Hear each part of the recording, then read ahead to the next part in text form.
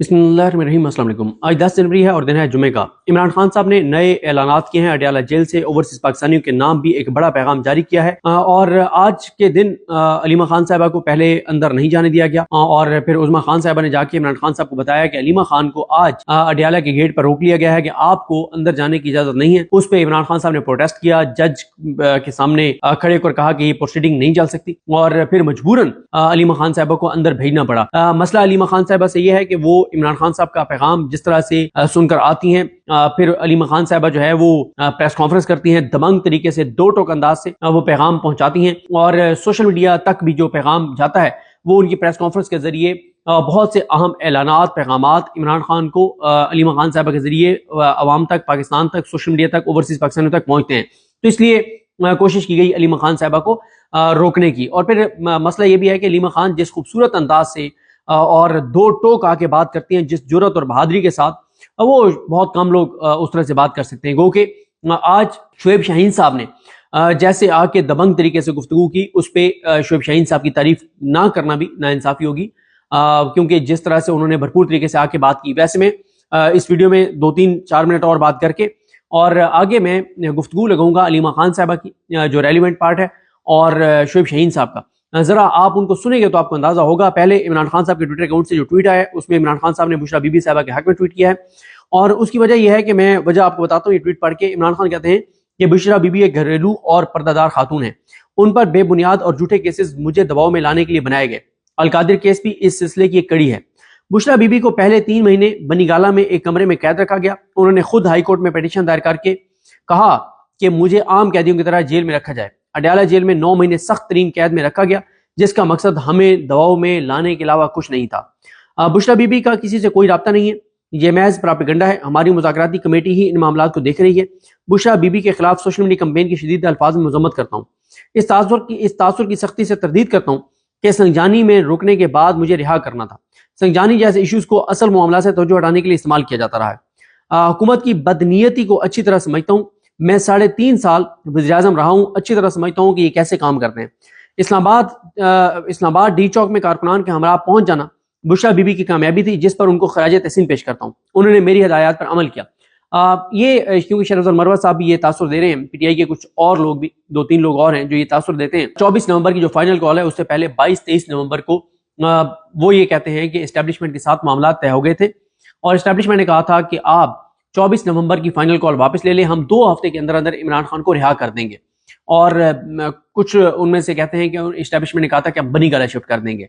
तो पीटीआई के अंदर कुछ लोग हैं जो ये समझते हैं कि हमें उस वक्त एस्टेब्लिशमेंट की बात मान लेनी चाहिए थी और हमें फाइनल कॉल ऑफ कर देनी चाहिए थी और इस तरह से इमरान खान बाहर आ जाते। लेकिन इमरान खान ने ज़ाहिर है उस वक्त ये डील की ऑफर, ये रियायत ये नहीं मानी थी। और फिर दूसरा ये हुआ कि जब संजानी पहुंचे, जब इस्लामाबाद इंटर हो रहे थे तो संजानी की ऑप्शन दी गई कि आप संजानी में बैठ जाएं। तो पीटीआई के बहुत से रहनुमा ये समझते थे कि हमें संजानी में बैठ जाना चाहिए, हमें डी चौक नहीं जाना चाहिए। लेकिन अवाम, इमरान खान के कारकुनान और इमरान खान के फैसला साथ चंद लीडर्स के अलावा जितने इमरान खान के वो लोग जो एक्टिवली पार्टिसिपेट कर रहे थे उसमें, खासतौर पर जो लीड कर रहे थे काफिलों को, जैसे सालार खान काकड़ हैं, शाहिद खटक हैं, मीना आफरीदी हैं, सोहेल खान आफरीदी हैं, मियाँ वाली से जो काफिला आ रहा था, मतलब और जिन एरिया से काफिले आ रहे थे वो बहरहाल डी चौक ही जाना चाहते थे। और उस पे इमरान खान साहब कह रहे हैं कि ये सिर्फ एक गलत बयानी है कि अगर बुशरा बीबी डी चौक ना जाती तो फिर ये होना था कि मुझे रिहा कर दिया जाता। वो कह रहे हैं कि बुशरा बीबी ने बिल्कुल ठीक किया, वो डी चौक पहुंची कारकुनान के साथ, तो मैं उनको खराज तहसीन पेश करता हूँ।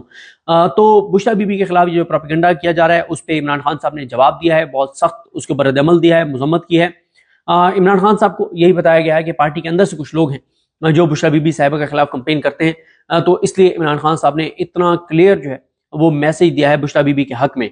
और इमरान खान ये भी कह चुके हैं कि बुशरा बीबी बाहर मेरी आंखें और मेरे कान हैं, वो जो कुछ करती हैं वो मेरे हुक्म पे करती हैं और मेरी रिहाई के लिए करती हैं, मेरे लिए करती हैं। तो ये इमरान खान साहब का बुशरा बीबी साहिबा के हवाले से मौक़िफ़ है। इमरान खान साहब ने जो पैगामात भेजे हैं वो आगे आप अब सुन सकते हैं, लेकिन एक बड़ी जो चीज़ है वो बहुत अहम है। इमरान खान ने पाकिस्तान के अदालती निज़ाम को जिस तरह से बदकिस्मती के साथ जरगमाल बना लिया गया है और अदालतों को फतह कर लिया गया है, या अफरीदी साहब को चीफ जस्टिस पाकिस्तान बनाकर, अमीनुद्दीन खान साहब, जमाल खान मुंतखिल साहब, मोहम्मद अली मजहर साहब, हसन अजहर रिजवी साहब को मैं इसमें ऐड नहीं करता, आपको पता है मैं उनका नाम नहीं लेता होता। اور اب آپ کو پتہ بھی چل گیا ہوگا کہ میں ان کا نام اس لیے نہیں لیتا آئینی بینچ میں سے کیونکہ انہوں نے ثابت بھی کر دیا کل جس طرح کہ انہوں نے ریمارکس دیے. وہ آئینی بینچ میں بیٹھے ضرور ہیں لیکن وہ آئینی بینچ میں میری یہ توقع ہے کہ وہ بیٹھ کر اور اپنے ضمیر کے مطابق فیصلے کریں گے. لیکن جہاں تک محمد علی مظہر صاحب کا معاملہ ہے تو محمد علی مظہر صاحب آگے وہ کیونکہ محمد علی مظہر صاحب کے بارے میں یہ تاثر بہت سٹرونگ بن گیا ہے کہ وہ اگلے چیف جسٹس پاکستان بننا چاہتے ہیں اور ان کو پتہ ہے کہ یہ نظام یہ ادارے اور یہ حکومت نون لیگ شریف خاندان سرداری ان کے ساتھ ان کے ذریعے ہی چیف لگا جا سکتا ہے. تو یہ تاثر ان کے لیے بہت تباہ کن ہے اور بڑا افسوسناک ہے اور وہ اس طرح کی ریمارکس بھی دے رہے ہیں جس سے اس تاثر کو تقویت مل رہی ہے. تو بہرحال آئینی بینچ کے میں ہم جن کو ہم یہ کہہ سکتے ہیں کہ نون لیگ نے ان کو دل و جان سے سلیکٹ کیا ہے کہ یہ جج نون لیگ نے اپنے حامی جج سمجھ کے کیا ہے. ان میں حسن اظہر رضوی صاحب شامل نہیں ہیں لیکن کیونکہ اب آپ نے فگر پورا کرنا تھا تو حسن اظہر رضوی صاحب کو شامل کیا گیا اور عائشہ ملک صاحبہ کو شامل کیا گیا. ورنہ نون لیگ کو جن ججوں پر دل و جان سے اور ایمان کی حد تک اعتماد ہے ان میں بھی محمد علی مظہر صاحب ایسے نہیں ہیں. محمد علی مظہر صاحب یہ آئینی بینچ میں آنے کے بعد ان کا رویہ بدلا ہے, ان کے ریمارکس بدلے ہیں, ان کا مزاج بدلا ہے اور اس لیے پھر کہا جاتا ہے کہ وہ چیف بننے کے لیے سارا کچھ کر رہے ہیں. ورنہ نون لیگ کو دل و جان سے جن پہ اعتماد ہے اور ایمان ہے اس میں امین الدین خان صاحب ہیں, جمال خان مندوخیل صاحب ہیں, مسرت ہلالی صاحب ہیں, نعیم اختر افغان صاحب ہیں. یہ چار وہ جج ہیں جو قاضی فائز صاحب کے ساتھ تقریباً ہر کیس میں ان میں سے ہی ججز ہوتے تھے اور نون لیگ ان کو سمجھتی ہے کہ یہ جانشین ہیں قاضی فائز عیسیٰ صاحب کے اور یہ ان کی لیگیسی کو لے کے چل سکتے ہیں. تو نون لیگ ان کا بہت احترام بھی کرتی ہے, ان سے بہت عقیدت بھی رکھتی ہے, ان سے بہت محبت بھی رکھتی ہے. زرداری بھی ان کو پسند کرتے ہیں ججز کو اور اسی لیے ان کو آئینی بینچ میں شامل کیا گیا ہے.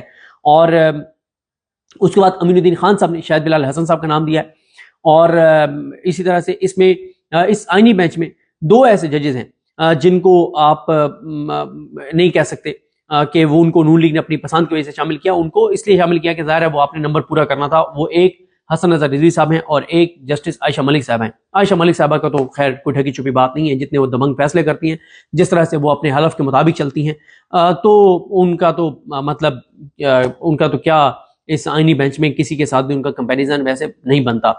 تو اب ذرا دوسرا جو عمران خان صاحب نے کہا ہے کہ کیونکہ عدلیہ کو فتح کر لیا گیا ہے یہاں پہ کچھ نہیں ہو سکتا, تو عمران خان صاحب نے کہا ہے کہ جو پاکستان کے اندر ہو رہا ہے, جو شہباز گل کے ساتھ ہوا, پھر اعظم سواتی کے ساتھ ہوا, جو کسٹوڈیل ٹارچر, اور پھر جو ضلع شاہ کے ساتھ ہوا, اور جو اب سمیع وزیر جو ہیں ان کے ساتھ ملٹری کورٹس کی کسٹڈی میں ہوا ہے, تو عمران خان صاحب نے کہا ہے کہ اب ہم یہ معاملات عالمی سطح پر لے کر جائیں گے, عالمی اداروں کے پاس لے کر جائیں گے. اب دیکھیں نا, یہی وہ بدقسمتی ہے کہ جب پاکستان کے اندر تمام راستے بند کر دیے گئے ہیں کہ ووٹ کے ذریعے بھی آپ تبدیلی نہیں لا سکتے, یعنی حکومت نہیں بدل سکتے, آپ عدالتوں کے ذریعے مینڈیٹ واپس نہیں لے سکتے, انصاف نہیں لے سکتے, آپ سڑکوں پہ آگے احتجاج نہیں کر سکتے, 26 نومبر ہو جائے گا, تو پھر ظاہر ہے انٹرنیشنل فورمز کے علاوہ کون سے فورم بچتے ہیں.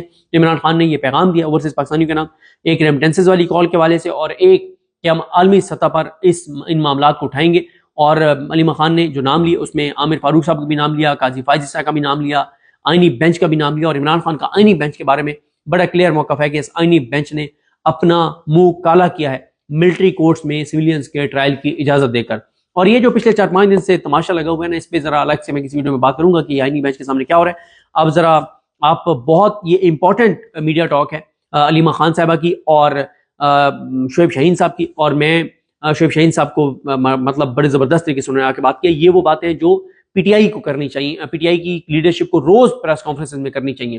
اور یہ بھی بتا دوں کہ عمران خان صاحب نے شہباز گل صاحب کی بہت تعریف کی ہے اور بہت اعتماد کا اظہار کیا اور کہا ہے کہ وہ میرا وفادار سپاہی ہے, وہ میرا وفادار ساتھی ہے, اور بہت عمران خان صاحب کو جن اپنے رہنماؤں سے بہت امیدیں ہیں کہ وہ عمران خان کی خاطر کوئی کمپرومائز نہیں کریں گے, ڈٹ کے بات کریں گے, ان میں سے شہباز گل ایک ہے. اور اس طرح سے عمران خان صاحب نے شہباز گل صاحب کی تعریف کیا. آپ ذرا سنیے علیمہ خان صاحبہ کیا کہتی ہیں اور شعیب شاہین صاحب کیا کہتے ہیں. بہت شکریہ. بسم اللہ الرحمن الرحیم. آج کا میں آپ کو اپنا بتا دیتی ہوں پہلے کہ میں ڈاکٹر عظمیٰ آج جب اندر گئے ہیں تو انہوں نے پہلے تو ہمیں گیٹ سے اندر نہیں جانے دیا, ہم احتجاجاً پہلے پیدل چل کے اندر چلے گئے. اس کے بعد انہوں نے کہا کہ آپ باہر بیٹھیں گی, ڈاکٹر عظمیٰ اندر جا سکتی ہیں. میرے اوپر آج جیل میں بین لگا ہوا تھا. ڈاکٹر عظمیٰ اندر گئی, انہوں نے جا کے عمران خان کو بتایا کہ ان کو اندر نہیں آنے دیا جا رہا. تو عمران خان نے پہلے 1-2 دفعہ جج کو کہا, پھر عمران خان نے کورٹ کی پروسیڈنگز روک دیں کیونکہ انہوں نے کہا کہ اگر ہماری فیملی کو اسی طرح آپ रोक के ख़त्म, आहिस्ता आहिस्ता उन्होंने फैमिली को तो बिल्कुल ही महदूद कर दिया कि 3 बहनें आ जाएं, ना हमारे भांजे जा सकते हैं, ना हमारे बच्चे जा सकते हैं, ना उनके कज़न्स आ सकते हैं, जो पहले इजाज़त होती थी। इस वक्त उन्होंने जो इमरान खान की एक्सेस है उसको महदूद किया हुआ है। इमरान खान के बच्चों को नहीं मिलने, वो बात करने देते कई महीनों से। इमरान खान के जो मुआलिज हैं, जो डॉक्टर हैं, डॉक्टर फैसल और डॉक्टर आसिम यूसुफ, उनको नहीं मिलने देते। तो ये टॉर्चर के अंदर आता है। ये जो जब रूल्स तोड़े जाते हैं जेल के, ये टॉर्चर के अंदर आता है। और आपको इसको पहचानना पड़ेगा कि इमरान खान को सिर्फ उन चीज़ों से तंग कर रहे हैं जो चीज़ें मांगते हैं। एक, अब मैं आपको बताती हूँ, इधर हो जाना, अब मैं आपको बताती हूँ कि इमरान खान ने आज पैगाम क्या दिया है। इमरान खान ने आज पैगाम ये दिया है कि जो हमारे लोगों को आप टॉर्चर कर रहे हैं, जिनको आपने किया है, उन्होंने समी वज़ीर की जो डिटेल सुनी है कि जो मिलिट्री जेल से निकल कर आए हैं और अपना ज़हनी तवाज़ुन खोल बैठे हैं, ना चल सकते हैं। उन्होंने कहा कि हम, और जो ज़िले शाह के साथ हुआ था, जिसके ऊपर वाज़े तौर पे टॉर्चर किया गया था, जिसके ऊपर इमरान खान को कसूरवार ठहराकर उनको केस के अंदर उनका नाम FIR में डाल दिया गया। उन्होंने कहा है कि हम गए हाई कोर्ट में ह्यूमन राइट्स की पिटिशन लेकर, फिर उन्होंने कहा हम आमिर फारूक के सामने पिटिशन लगी, और उसके बाद काजी फाइज ईसा सुप्रीम कोर्ट में उसके पिटिशन लगाई, फिर कॉन्स्टिट्यूशनल कोर्ट के आगे गए।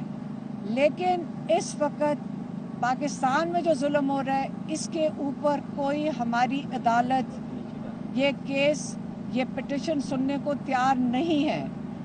इसलिए इमरान खान ने कहा है कि अब हमारे पास हमारे पास अब कोई रास्ता नहीं है पाकिस्तान में।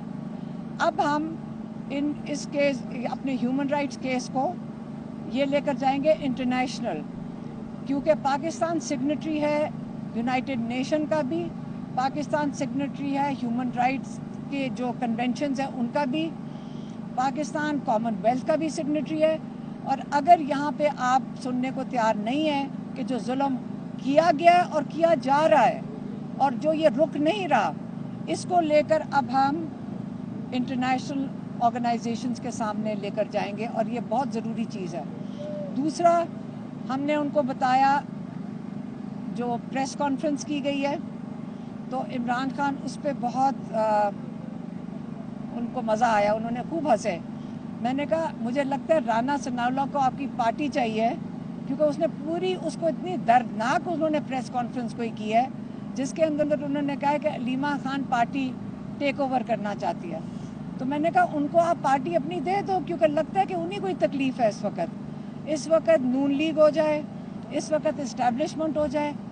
आपको मैं, ये अब मजाक नहीं है, मैं आपको बताती हूँ, हमें कई महीनों से हमारी फैमिली को धमकियाँ दी जाती हैं, हमें वार्निंग्स आती हैं। वो ये कहते हैं कि आप इमरान खान का जो पैगाम है इसको मद्धम कर दें।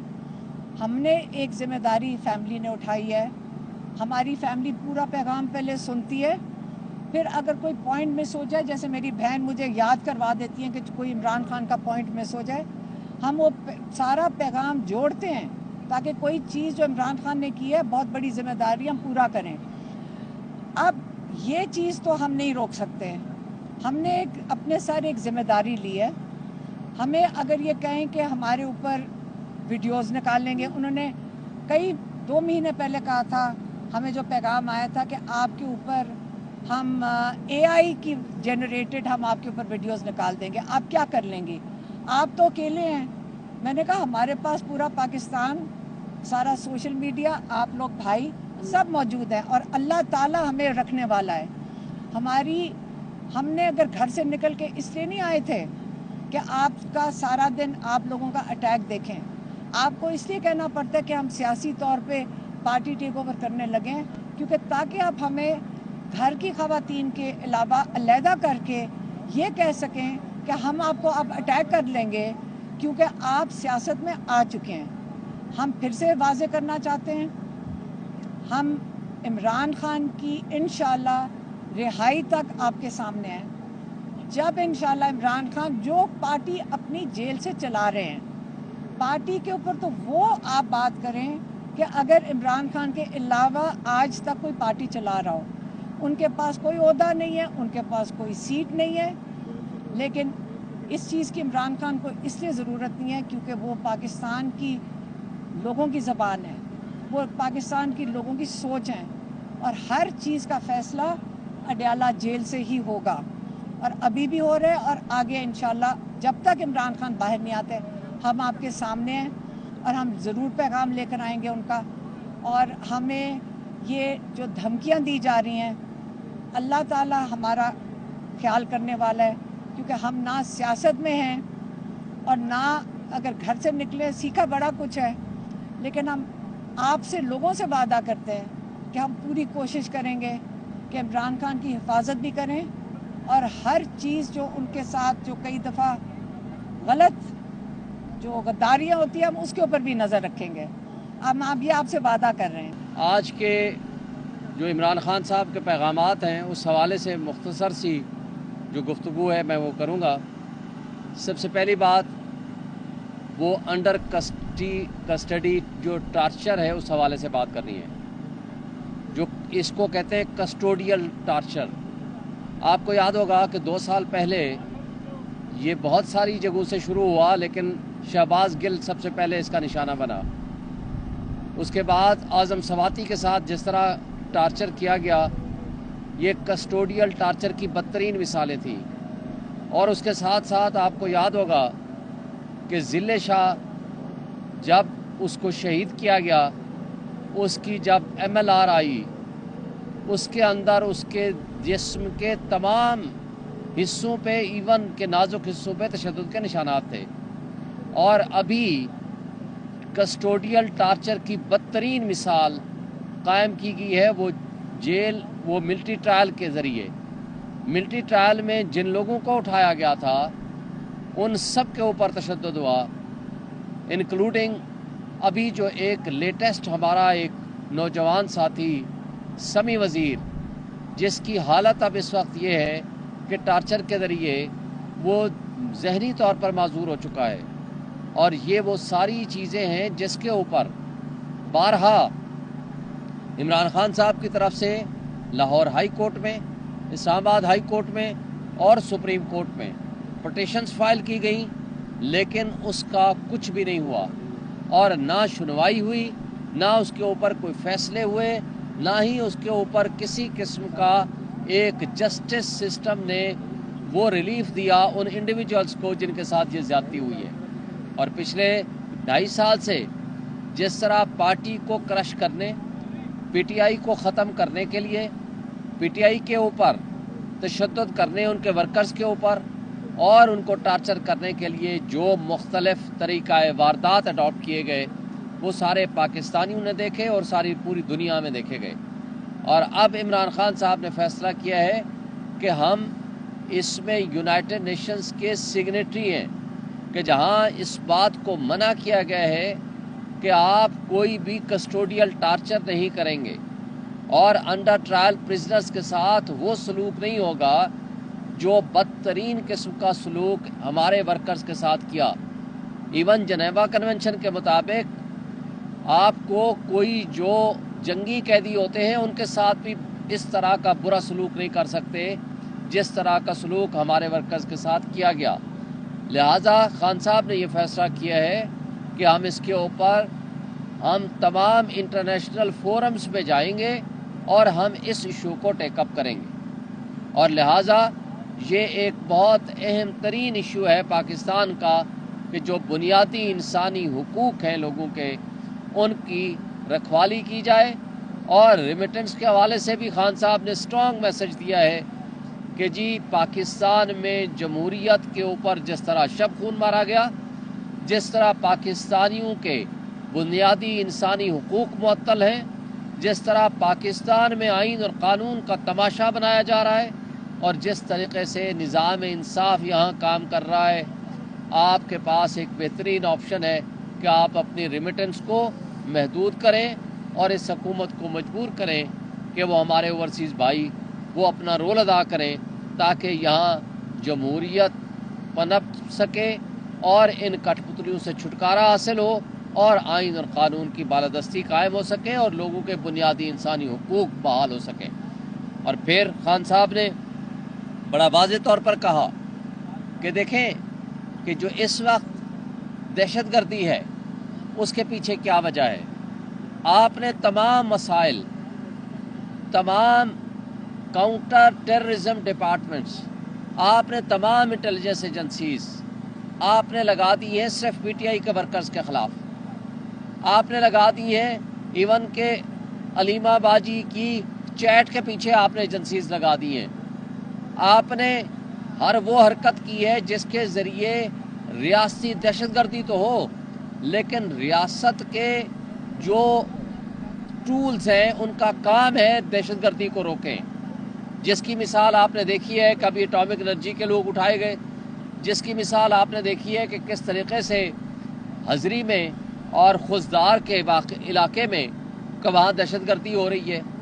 اور اس حوالے سے جو کچھ وہاں ہو رہا ہے اس کی یہ ہمارے ریاستی اداروں کی اور ہماری جو انٹیلیجنس ایجنسیز ہیں ان کا فیلئر ہے کہ وہ ان کے اوپر کسی طریقے سے قابو پانے کی بجائے آج وہ صرف سارے وسائل پی ٹی آئی کے لوگوں کے خلاف استعمال کر رہے ہیں، جس کی وجہ سے پورے پاکستان میں دہشت گردی بڑھتی چلی جا رہی ہے۔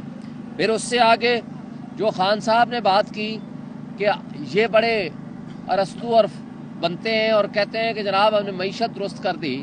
معیشت کی جو حالت ہے کہ اس پچھلے ایک سال میں 1,30,00,000 افراد مزید سطح غربت کی لکیر سے نیچے چلے گئے ہیں، اور سطح غربت کی لکیر سے نیچے جانے کا مطلب بھی آپ سمجھتے ہیں یہ کوئی آسان بات نہیں ہے، یعنی 2 وقت کی روٹی بندہ نہیں کھا سکتا، کھانا نہیں کھا سکتا، یہ آج کے آپ کے ملک کی حالت ہے۔